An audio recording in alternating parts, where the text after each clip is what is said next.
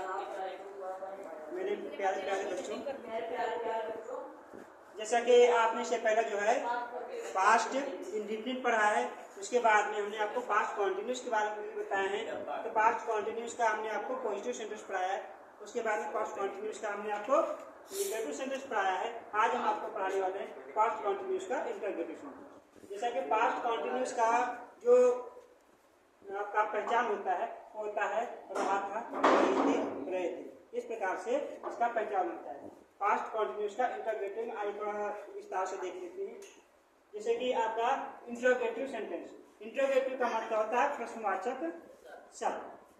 तो प्रश्नवाचक वाक्य, ठीक है, प्रश्नवाचक वाक्य।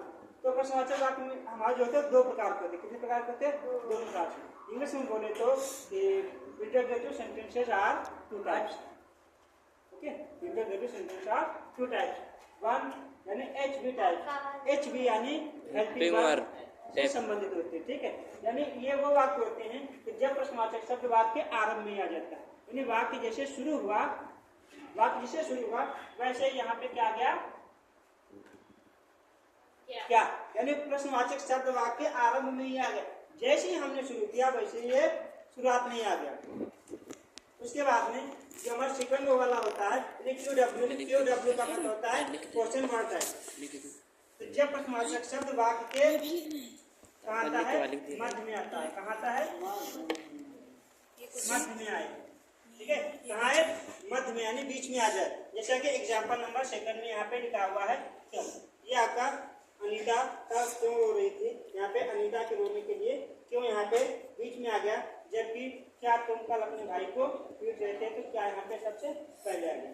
इस प्रकार के जो हमारा HV टाइप होता है, हेल्पिंग वर्ब टाइप होता है, या क्वेश्चन वर्ड फर्स्ट टाइप हो सकता है, ठीक है, वो इस प्रकार से होता है।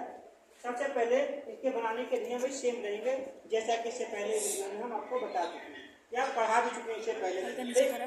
एक वचनकर्ताओं के साथ में वास का प्रयोग किया जाता है।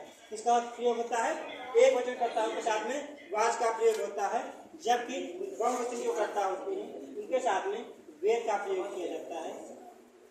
तो यहाँ पे फार्मूला भी दिया है, जो हमारा HV टाइप होता है, HV टाइप का यानी क्वेश्चन वर्ड फर्स्ट टाइप जो हमारा होता है उसका फार्मूला आता है वाज, उसके बाद में वेयर आएगा। दोनों में से कोई भी आपका चाहे वाज आए या वेयर आए, अकॉर्डिंग द सब्जेक्ट, यानी सब्जेक्ट के अनुसार ही ये आएगा। उसके बाद में वर्ब की फर्स्ट फॉर्म आएगी, क्योंकि हमने आपको इससे पहले बताया है कि किसी भी टेंस का एक कॉन्टिन्यूअस है तो आपका ING लगना जरूरी है वर्ब के साथ में। हमेशा वर्ब की फर्स्ट फॉर्म आएगी, उसके साथ में ING जरूर आएगा, ठीक। उसके बाद में जो भी आपका ऑब्जेक्ट हो वो आप लगाइएगा, देन हमारा कॉम्प्लीमेंट आएगा। लास्ट में हम ये जरूर ध्यान रखेंगे कि क्वेश्चन मार्क जो होता है वो लगाना अनिवार्य होता है, ठीक है।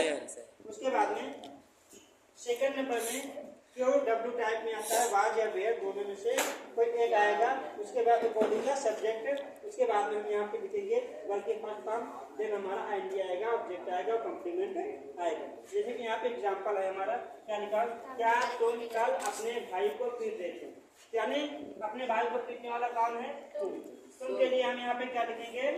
यू, बट यू नहीं लिखेंगे, उससे पहले हम हमारा क्या आ रहा है? क्या, क्वेश्चन वर्ड आ रहा है, तो हमारा फर्स्ट टाइप में वाज या वेयर दोनों में से कोई एक हम लगाएंगे। तुम क्या होता है? बहुवचन में आता है, बहुवचन के साथ में लगाते हैं वेयर। उसके बाद में तुम के लिए यू से आइए वर्ब की फर्स्ट फॉर्म, यानी पीटना के क्या होता है? बीटिंग, ING बीटिंग, ठीक। We are you beating, इसको माय ब्रदर, यानी योर अपने ब्रदर को, योर ब्रदर क्या पीट रहे थे? स्टडे, यानी यस्टरडे, यानी कल।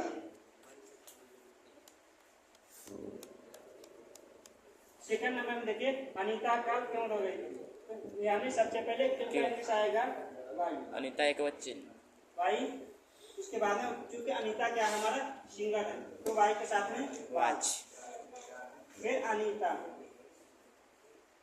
Why was Anita. उसके बाद में क्या कर रही है? रो रही है, रोना का वेप, वेप में ING यानी वेपिंग। कब रो रही है? स्टडे, कब रो रही है? कल। समझ में आया ना? जी।